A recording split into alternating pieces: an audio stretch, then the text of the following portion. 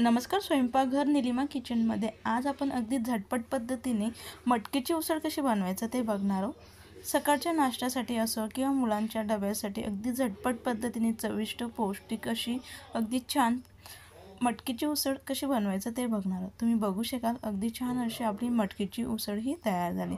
चला आपण वेळ न घालवता लगेचच रेसिपीला सुरुवात करूया। मटकीची उसळ आज आपण कढईमध्ये न करता कुकरमध्ये करणार आहोत।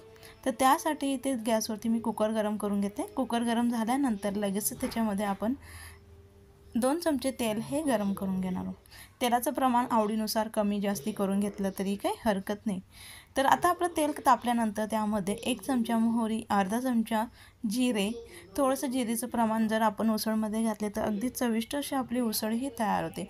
आपली मोहरी आणि जिरे अगदी छान फुलल्यानंतर लगेच याच्यामध्ये आपण शेंगदाणे हे घातले। शेंगदाणे छान खमंग भाजीपर्यंत आपण आता हे भाजून घेणार आहोत। जर आपले शेंगदाणे कच्चट राहिले तर ज्या वेळेस आपण उसळ खातो ती अगदी वेगळी चव लागते, म्हणून तेलामध्ये छान खमंग होईपर्यंत त्यांना परतून घ्यायचे। आपले शेंगदाणे अगदी छान खमंग होईपर्यंत परतल्यानंतर लगेच आपल्याला उसळ ही कितपत तिखट हवी त्यानुसार हिरवी मिरची, जर आपल्याला हिरवी मिरची आवडत नसेल तर लाल तिखटाचा वापर केला तरी काही हरकत नाही।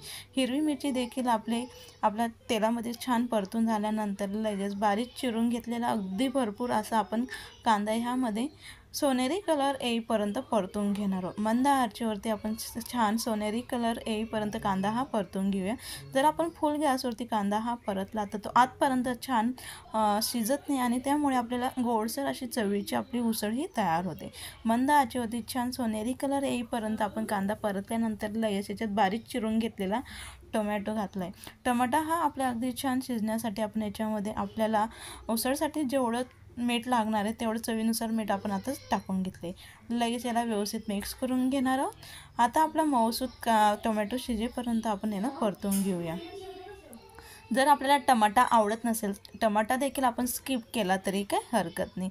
तर आता कमीत कमी अर्धा ते 1 मिनिटभर आपला टमाटा छान मी परतून घेतला आहे। त्यानंतर लगेच याच्यामध्ये आपण हळद आणि अगदी थोडीशी लाल तिखट मी घालणार आहे। लाल तिखट आपण यासाठी खूप छान असा कलर आणि टेस्टमध्ये देखील थोडासा फरक पडतो, म्हणून अगदी थोडंसं लाल तिखट आणि अगदी छान कलर येण्यासाठी याच्यामध्ये अर्धा चमचा हळद घालून तेलामध्ये आपण यांना देखील व्यवस्थित परतून घेणार। काही सेकंदांपर्यंत आपण हे मसाले आता परतून घेतले।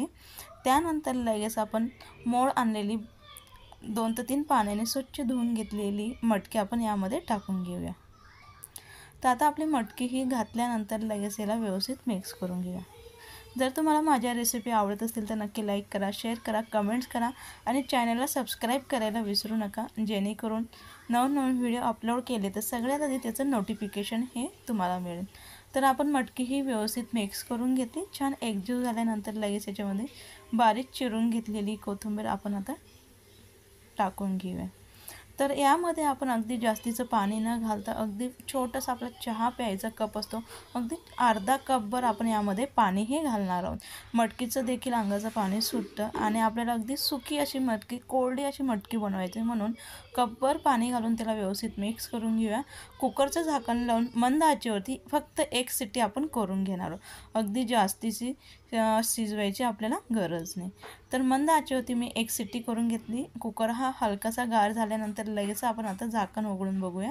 तर तुम्ही बघू शकाल अगदी छान परफेक्ट अशी आपली अगदी कोरडी आणि मऊसूत अशी शिजून आपली मटकीची उसळ ही तयार झाली। नक्की तुम्ही ह्या पद्धतीने उसळ ही करून बघा, अगदी छान चविष्ट अशी आपली उसळ ही तयार होते। सकाळची आपल्या डब्याची घाई असते, पुन्हा नाश्ता देखील आपल्याला बनवायचा असतो, अशा पद्धतीने जर कुकरमध्ये आपण झटपट पद्धतीने उसळ बनवली तर अगदी छान अशी चविष्ट अशी आपली उसळ ही तयार होते आणि बनवायला देखील अगदी पटकन होते, अजिबात पसारा वगैरे न होता अगदी छान अशी आपली उसळ ही तयार होते। त्यानंतर लगेच याच्यावरती आपण पुन्हा आणखी बारीक चिरून घेतलेला कांदा, बारीक चिरून घेतलेली कोथिंबीर आणि पिवळी शेव घालून अगदी परफेक्ट अशी आपली चविष्ट, परफेक्ट जशी बाहेर आपल्याला हॉटेलमध्ये मिळते अगदी छान तशी चविष्ट अशी आपली मिसळ ही तयार झाली। नक्की या पद्धतीने तुम्ही मिसळ बनवून बघा, अगदी परफेक्ट अशी चविष्ट, सर्वजण अगदी आवडून खातील अशी आपली उसळ ही तयार आहे।